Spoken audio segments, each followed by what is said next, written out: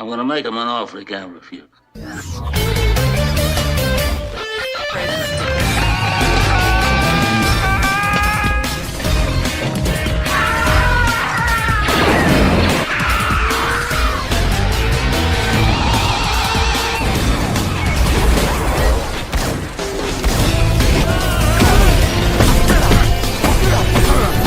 I'm not even supposed to be here today! Oh, fuck you!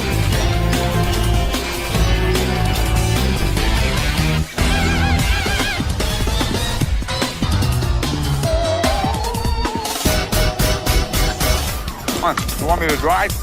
You're supposed to be suicidal. Remember, I'll Anybody drive. a drive? Get in the car. Fuck me in the ass. Fuck you, you fucking stupid cunt.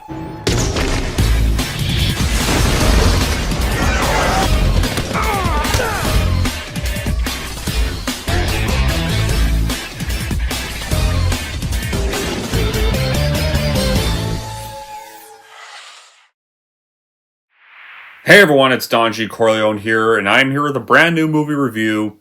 And this movie review is going to be for the second film of the Naked Gun series, A Naked Gun 2.5. The Smell of Fear from 1991.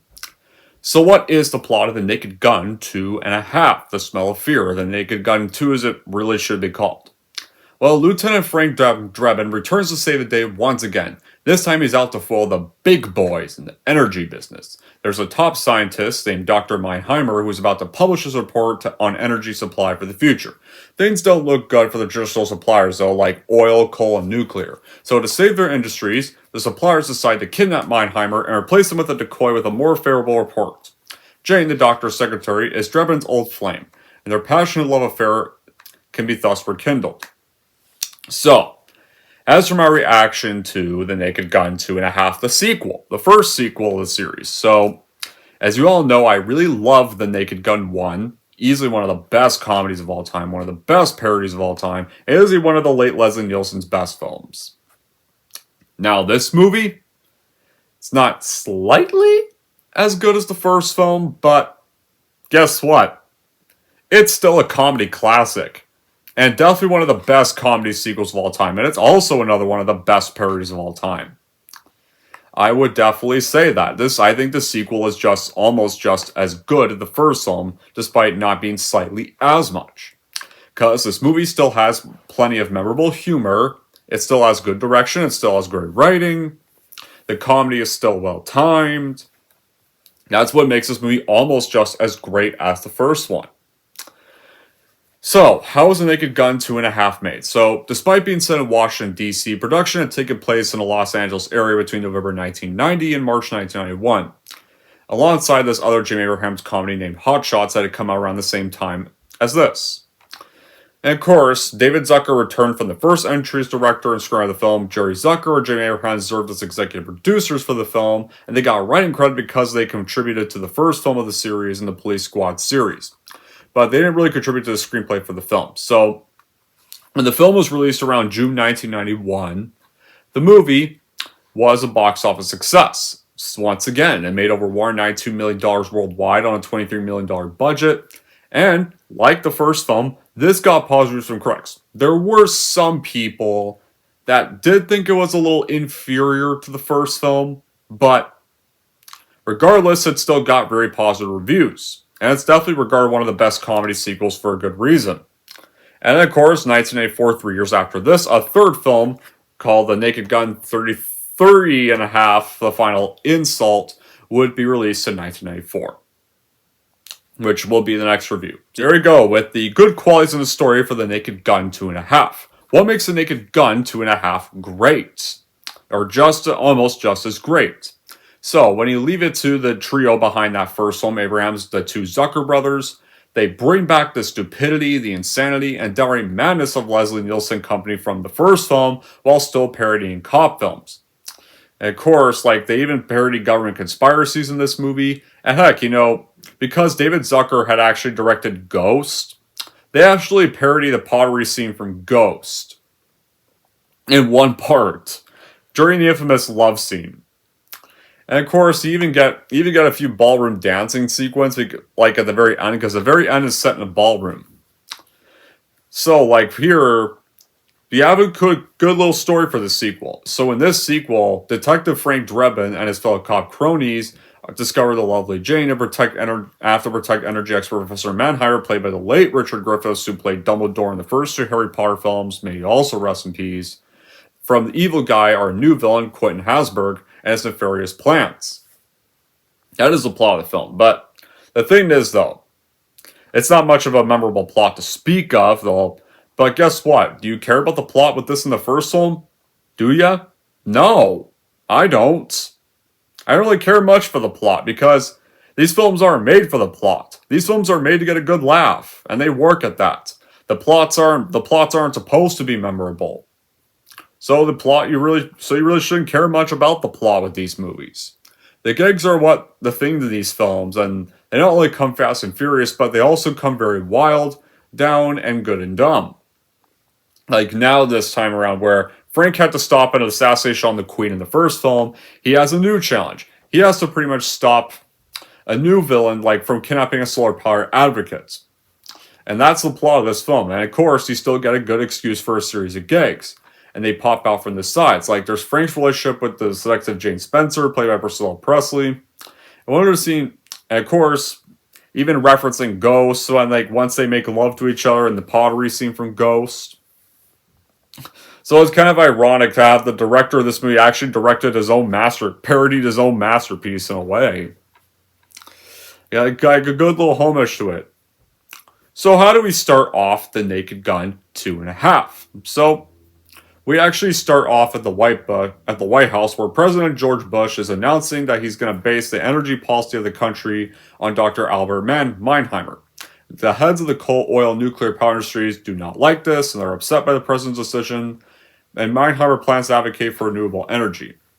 And of course, Jane has since been separated from Frank Drebin after the events of the first film. And she's now working late at Mannheimer's Research Institute when she spots this one man leaving a van. This maintenance worker finds a clock with dynamite attached and then goes to security guards. But when that happens, as a trigger, or an explosion gets accidentally triggered by then, and so that's pretty much how our film kicks off. And then you once again get the opening title sequence with the car racing through random areas like you did in the first film, and this time around it kind of races actually through a bull ring this time around. And Leslie Nielsen is back in this film, playing to Frank Drebin once again, like easily, like, and also, sorry, I'm frozen for a second. He's back as Frank Drebin. And he's still just as funny as he was in the first film. His antics are still just as hilarious. They still have me laughing nearly as hard as I did when I saw them in the first film. Because the antics he puts himself into are genius. Are not just stupid, pointless, or disappointing for the sake of trying to get cheap laughs out of ya. Like, these are actually very well created. These are actually very fresh. Like, these are the kind of antics that would make anybody laugh and make anybody satisfied. And when it comes to the performances of the movie, late Leslie Nielsen back as the comically bumbling Frank Drebin of Police Squad, he's still once again legendary in here as well. Like, this was definitely one of his most legendary roles. And like, he really did well in making the viewer laugh without making all the morbid faces. And easily one of the best comic performances of all time. Like, once again, like, this guy was always such a legend. This guy did well in Creepshow. This guy did well in Airplane. This guy did well in this movie. And of course, like, the eyes and ears of the viewer, they definitely still see and hear all kinds of the double meaning jokes, and of course, like, the grime material here as well. And throughout the film, like, it still does well. Like, it still feels well written, and it still feels fresh. I mean, this is like a sequel. Sometimes comedy sequels are stale, and sometimes they run out of ideas. But here, they did not run out of ideas here. They knew what they could do for a comedy sequel, and they did it very well. They still did well in making material that can make the viewer burst out laughing right to the very end. A lot of these were all great casts in the film. They give awesome performances, along with the main star, Leslie Nielsen. Like, The Naked Gun 2.5 is a non-stop nonsense and terrific entertainment nonetheless. Like, the humor's over the top, and it really appeals, and it appeals to the most memorable viewers. And David Zucker and Pat Proft's screenplay is full of hilarious and zany moments that I will mention later on in the review, and they really hold your interest from start to end. And Zucker's direction is very energetic, the cinematography, the editing, the art design are all very passably well creative. The characters are still calm and serious in their demeanor, and the outrageous humorous dialogue and slapstick action, or even the dance scene between Drebin and Jane Spencer, or the hilarious portrayals of George Bush and Barbara Bush, easily some of the best parts. And of course, you get one of the most hilarious love scenes of all time with the pottery bits, and it's very well done. I really like how the director even parodied his own movie. And there, because this guy, not just directed these films on Airplane, he actually was a director of the film Ghost. And that was not a comedy. That was actually very sad, heartbreaking, but really also well directed and very beautiful film. I also love that film. And there is a political tone in the sequel, but the difference is the political tone here actually works well because it kind of pokes fun at both sides. It kind of makes fun of politics in a way. And back then, this is because remember, this was back in the era when nobody got offended over silly stuff like they do nowadays. Ugh. So, after that opening sequence, and when our sequel does kick off, Frank then reunites with Jane when he arrives to investigate the bombing, and of course, he meets Jane's new boyfriend. That's Quentin Hasburg, this Hexagon Oil executive, pretty much our main villain of the film. And he's immediately jealous. And later on in the evening, Ed Hawken, Frank's boss, and him, they meet up at a blues bar where Frank orders a drink, but then he gets that same drink again. And of course, Jane ordered him that other drink or something. And of course, because Jane found him at the bar, then they get into this argument, and then this causes Jane to get fed up and storm out. And of course, then later on, Hasburg holds a secret meeting of the energy leaders where he reveals his plan to change Meinheimer's speech. And Hasburg introduces the characters to this dead ringer for Dr. Meinheimer named Earl Hacker, is going to take Meinheimer's place, and delivers this kind of speech that recommends fossil fuels. Then, however, though, while this is happening, Meinheimer gets kidnapped by Hasburg's goons. They tie him up and leave him in a warehouse. Right there, so... And that's pretty much... Hasburg's... Yeah, pretty much setting up his plan and stuff. So, the police squad go to track down Hector Savage. Because Jane identified him as the man that she saw on the night of the bombing, and so Hector Savage leads them on this short chase, and it ends in a standoff at this house, and this kind of little cop shootout at a house that parodies a lot of shootouts in cop films. And Savage is negotiating with the police, so that then, of course, Frank, though, ends up screwing it up with, one of his first funny antics is Frank drives a SWAT tank through the house, and pretty much causes Savage to flee. And of course, Frank loses control of the tank and crashes right into the zoo, and all the animals escape. Oh, and trust me, the animals escaping is going to lead to a funny moment near the end. Because, one of the animals at the zoo, obviously, you know which one it is. You know what? It's going to lead to a certain funny death scene at the end. So, at a party later on that evening, what Frank sees from Dr. Meinheimer is that Dr. Meinheimer does not remember meeting him, despite having his memories. So, later on that, Frank does get a little suspicious, but then he goes to Jane at her apartment after the party, and he even asks her if Dr. Meinheimer had been acting strange. But of course, then, it obviously does not go well, but as soon as Frank leaves and tries to go back home, Savage breaks into Jane's apartment and tries to kill her in the shower.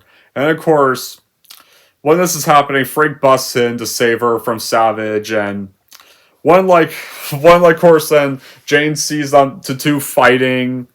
Frank's he sees in the shower, and she's just even then, Frank still can't stop grinning at his love interest in the shower while trying to take down a bad guy.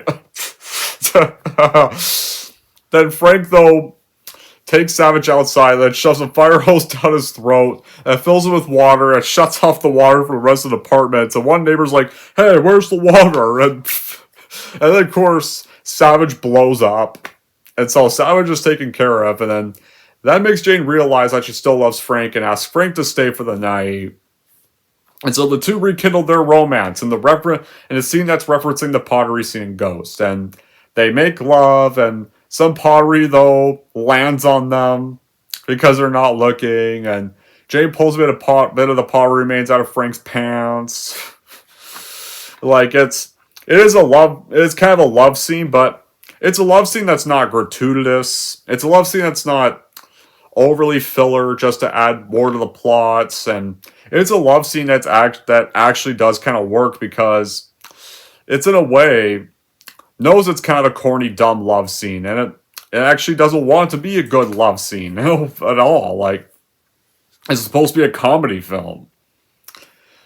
And of course, like, you have all the funny scenes in this movie that all work amazing. Like, here's a few of the funny scenes in the movie that actually make me laugh the hardest when I watch the film. So the scenes that are easily the most funny to me are definitely the opening scene where Frank is causing some unintended mayhem when trying to eat dinner at the White House, when that kicks off with George Bush, and he twists this lobster, and the lobster keeps going closer to Brumford, and the lobster claw pinches the commissioner's breast, and he breaks the claw apart and punches Barbara Bush in the face at that bit. Or he's trying to squeeze some lemon juice onto the lobster, but the lemon flies out of his hand and lands in Winnie's turban. Or the fight scene between Frank and Savage in Jane's bathroom, where Savage takes an electric toothbrush and shoves it in Frank's mouth, then Frank blows a hairdryer in the face of Savage, and Savage throws a towel at Frank's face, and then tries to escape, and Frank just clutches at the towel, screams quick before he rips it off, and then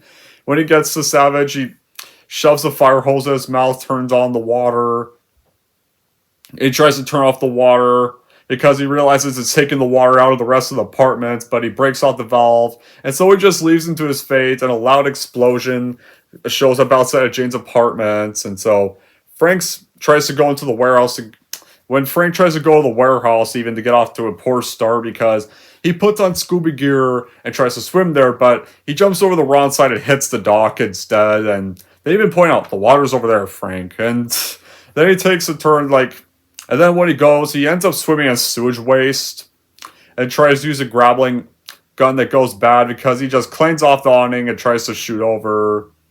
And then hooks an angry Doberman that chases him off. And even the running gag that regarding the zoo animals that Frank ended up releasing during his screw up in the Savage situation that continues and foreshadowing right to the ending. I'll get to the ending in a little bit. So, yeah, the next day, police squad then goes to the warehouse to stake out, where Dr. Meinheimer's being held captive. Frank is trying to sneak into the building, but he ends up having to swim through sewage, some nasty sewage, and then gets captured and tied up by Dr. Meinheimer. But then, of course, police squad free both him and Meinheimer. They go to the press club dinner to stop Hacker. And of course, Jane, who's now rekindling her feelings for Frank Dubrin, agrees to open a locked door to let them in, but Hasberg then interrupts, and Frank Norberg and Meinheimer steal this band's costumes to get inside to the ballroom. Ed is able to capture Hacker, get a confession from him, but then of course Hasberg, in order to escape, takes Jane hostage to flee the dinner.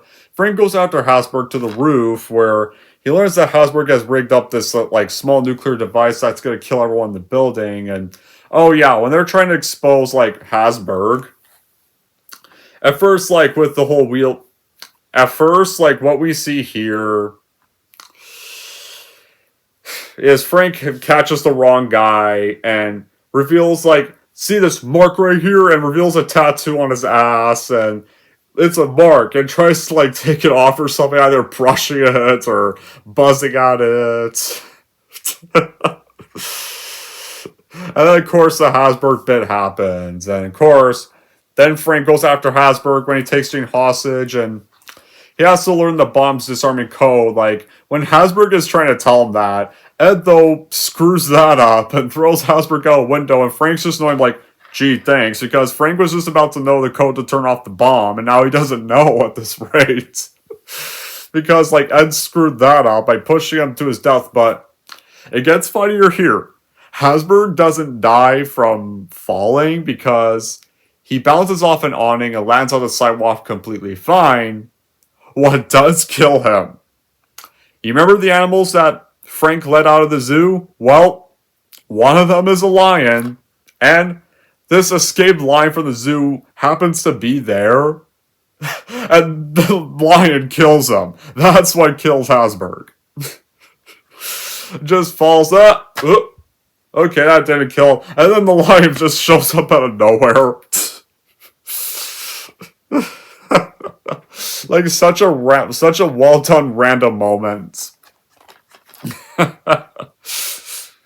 And the slapstick gets well complemented by all the side gags, with the great historical political disasters inside this one restaurant, and Irvin, the revelation of the police scientist's wife is this whole worshiper. Like that's sadly a gag that would not work in today's world because today's world gets offended by a lot of stupid stuff. But what runs the Naked Gun movies is the sort of silly deadpan humor that has the characters like talking seriously and tone engaging conflict.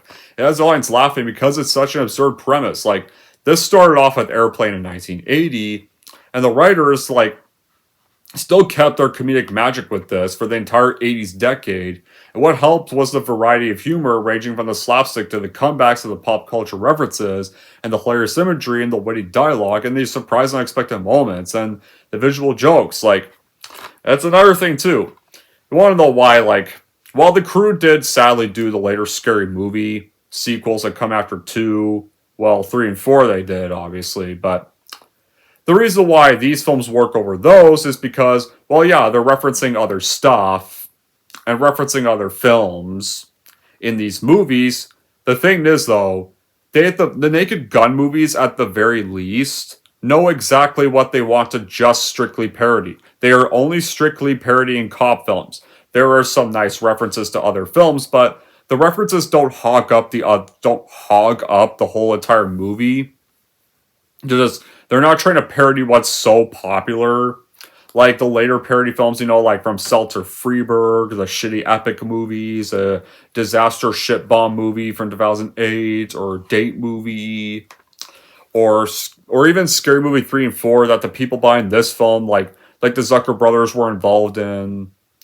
Like, no, that's bad kind of referencing. The Naked Gun movies, those are the good kind of referencing other stuff when you're parodying films.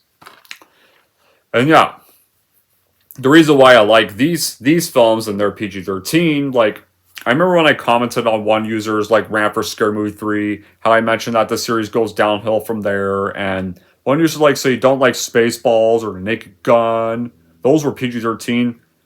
The reason why I like these films is because they're actually well written, because they're actually well thought out, because they're actually well acted by a good cast that has good chemistry with one another, and they're good and they're well written. And the thing is, like these films and Spaceballs actually know exactly what they're strictly trying to parody. Like this trilogy and Spaceballs were actually well written parodies. They were actually parodies that were actually done by actually good filmmaking, of good decisions, and Spaceballs was only a parody of space movies. The Naked Gun movies were strictly a parody of cop films, with only minor references, one or two minor references to other non-cop films, rarely scarced around. Like, obviously they're because they want to make the film a little more funnier. That's why these three films, Airplane and Spaceballs, were good. They weren't good because they were PG-13. They were good because they were well written, because they were well thought out. That's the thing. The thing is why I don't like Scary Movie 3 and 4 is because those films badly tried to be Airplane and badly tried to repeat this formula, and they fail at it.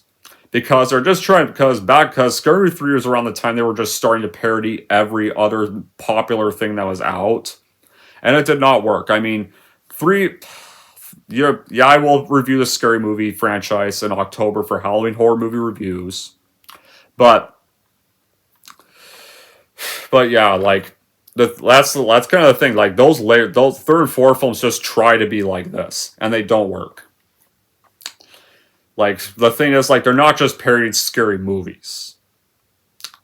Like even Scary Movie 1 and 2 didn't over reference other stuff that much. And at least they were parodying just scary films in those two films. Like that's why I like Scary Movie 1 and 2 better. I know as much as everybody wants to shit on Scary Movie 2.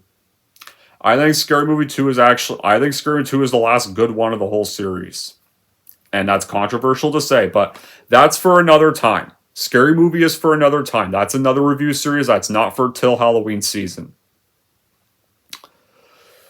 Like, yeah, you know what I'm talking about. So, now we do get on with the whole finale of The Naked Gun 2.5. Where the finale for this goes is, after they can't get the code now because Hasberg is dead, because Ed pretty much screwed up the chance of revealing the code. So Frank and Jane have to try and disarm the bomb any other way they can think, and Ed and Norberg have to go back to the ballroom to try to evacuate it. And they have, like, Meinheimer is boring the audience with his lectures, but, of course, like, for Ed and Norberg to be able to have the ballroom evacuated, they tell Meinheimer to skip to a certain part in this book that they give him, and so they try to peacefully tell the audience to evacuate, calmly single file, but one of them though screws it up. Yeah, because we're trying to evacuate from a bomb, and then one of them, like, dude, like, they didn't want them to find out about the bomb, because they knew it would create panic. Like, they want people to exit single file so there would be no chaos. But they screwed that up because they reveal the bomb, and that sends all the guests in a panic. But thankfully though, Frank is able to disarm the bomb the last second before it goes off by pretty much tripping over and unplugging the power cord, and so there's that, ironically. So, the day is saved, and Frank's clumsiness or Frank's screw-ups have actually saved the day once again. Frank gets commended by the president for his heroism, and offers him to be the special post for the new Federal Bureau Police Squad. But Frank refuses the offer, and decides to try to reconcile his marriage with Jane, which he accepts. And of course, that's how The Naked Gun 2 ends. Or 2.5 ends. Frank disarms the bomb, and he gets rewarded by the president, and he marries Jane, and there's still some comedy, where he causes a senior executive to fall off the balcony and her dress rips. And she's left hanging off the balcony. And then the credits roll. Yep. Another comedy classic ends right there. Not slightly as good as the first one, but still a comedy classic once again. Now would I have any bad qualities with The Naked Gun 2.5? So, I guess maybe the film does kind of go by a little too quickly. In a way, the film kind of feels a little too quick. Because, like, the first film was kind of around the 80-minute mark somewhere. The first film was 84 minutes, and to be honest, like, that film went by a little more smoother. The first film did go by a little more smoother, despite being 84 minutes long. Like, you could tell, like, if it felt a little bit longer than 84 minutes. This one just kind of goes by this one does kind of go by a little too quick. And of course, like, the finale, like, Frank unplugging the cord to the bomb is, I guess, would be kind of stupid if this were a movie taken seriously, but you know the movie's not trying to take itself seriously. It's not supposed to take itself seriously. That's the point. Like, the whole finale was supposed to be anticlimactic and stupid on purpose. But, so yeah, other than, like, kind of like the more rushed pacing, in a way, I still love The Naked Gun 2 as much as the first film. This is also worth a watch and buy for you. So in the end, The Naked Gun 2, yeah, it's still worth a watch and buy for your collection if you love the first one, because it still has the charm and humor of the first movie.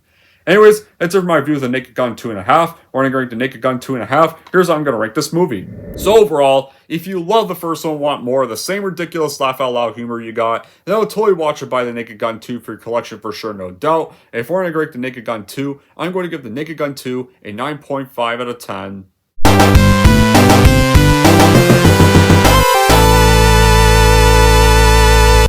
Alright, there we go, guys. That officially wraps up my review for The Naked Gun 2.5. Now I want to know in the comments down below what you guys think about The Naked Gun 2.5, whether you like this movie or whether you think this movie's like as much as the first one, or whether you think it's not nearly as good as the first one. But till then, guys, that'll be it for this review. Thank you all for watching. If you like this, want to see more, and don't forget to like, subscribe to Don G. Corleone.